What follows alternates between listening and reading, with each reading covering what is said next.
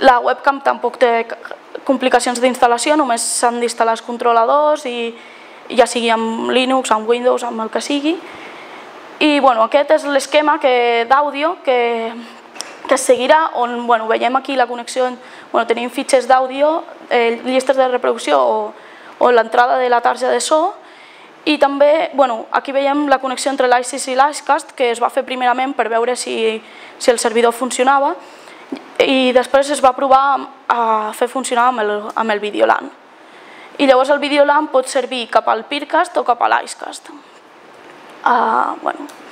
L'Icecast és el servidor que és molt fàcil d'engegar, només cal executar aquesta ordre, i llavors ens genera una plana web, que és aquesta que veiem aquí, que ara mateix, com que està acabat d'engegar, no es veu, o sigui, no hi ha cap mena de corrent ara mateix.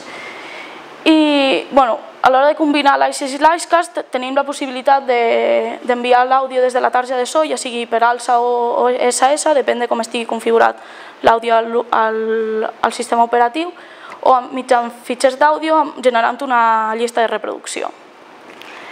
En el cas del VLC més Icecast, vaig estar investigant i aquesta és l'estructura de l'ordre a utilitzar, que és l'estructura bàsica, on aquí és on definiríem el tipus de font que s'hauria de posar, ja sigui un fitxer d'àudio o una llista de reproducció o la captura del vídeo for Linux per l'entrada de la targeta de so.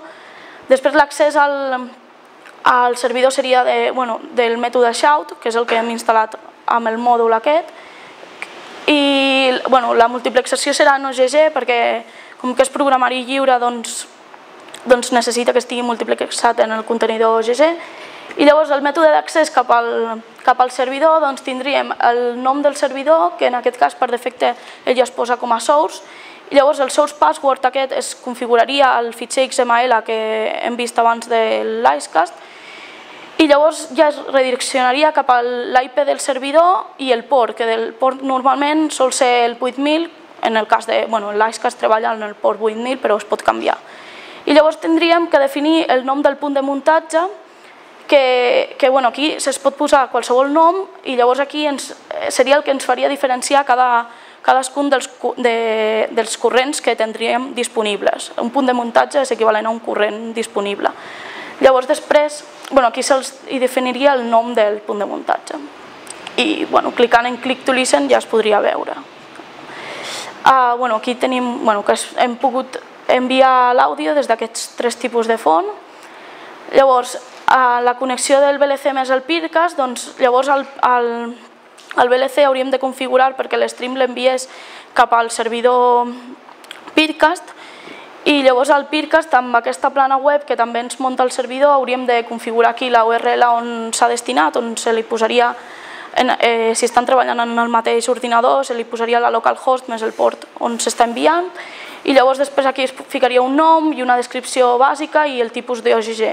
I llavors se li donaria create relay, que en aquest cas seria l'equivalent que hem vist abans a un punt de muntatge. Un relay aquí és com un punt de muntatge allà, és una font de corrent. En el cas de vídeo, també podem difondre en fitxers de vídeo, amb llistes de reproducció o des d'una webcam. I en aquest cas utilitzarem el Videolan i l'Icecast. Després explicaré per què no utilitzem el Peercast.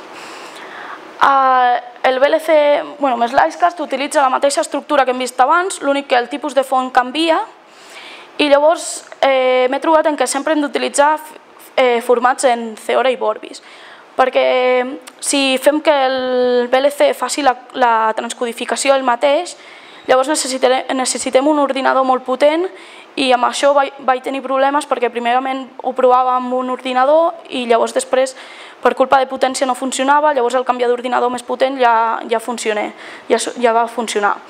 De totes formes es va crear un script de conversió per a fitxers d'MP4 a OGG que a l'executar-lo ells sols es transcodifiquen i llavors ja s'emeten en OGG, no cal transcodificar-los internament al VLC.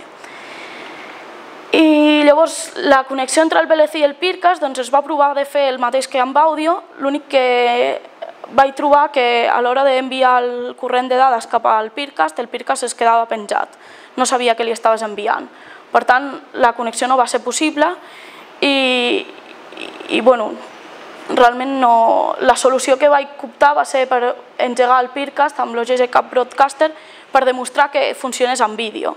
L'únic que això només funciona amb Windows i aquí se li selecciona el vídeo que volem, el dispositiu de vídeo, com en aquest cas és una de les webcams que hi ha per aquí, i se li dona el botó Start i només ja et crea el relay aquest al Peercast. O sigui, realment és senzill de connectar aquests dos. Llavors, amb la integració dels corrents en la web, es va crear aquesta interfície web per poder integrar els corrents que s'estan emetent i això va ser gràcies al plugin del VLC per Firefox que ens possibilita veure els vídeos al Firefox. I després, això són captures, després els veurem en funcionament. I per futures línies de treball seria treballar més en l'àmbit del peer-to-peer, ja que encara està tot molt en desenvolupament aquesta tecnologia i estaria bé provar l'iShare aquest quan sortís ja del tot, perquè jo penso que seria molt bo aquest programa.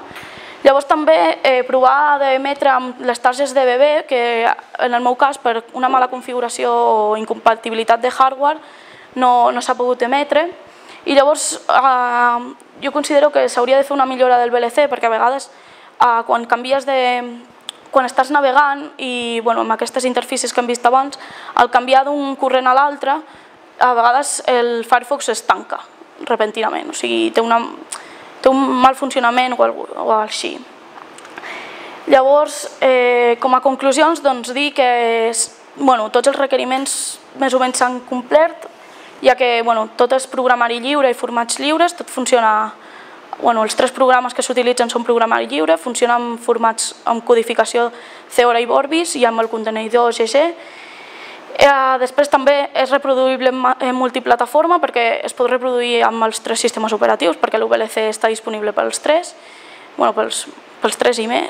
I llavors la integració dels corrents en webs ja hem vist que es pot fer gràcies al connector de l'UVLC i ja està. Com a conclusions això, i la difusió ha pogut ser mitjançant multicast, unicast, és possible, i mitjançant peer-to-peer també és possible, però en el cas del vídeo ens hem trobat amb dificultats i llavors s'hauria d'utilitzar el Windows en compte de Linux.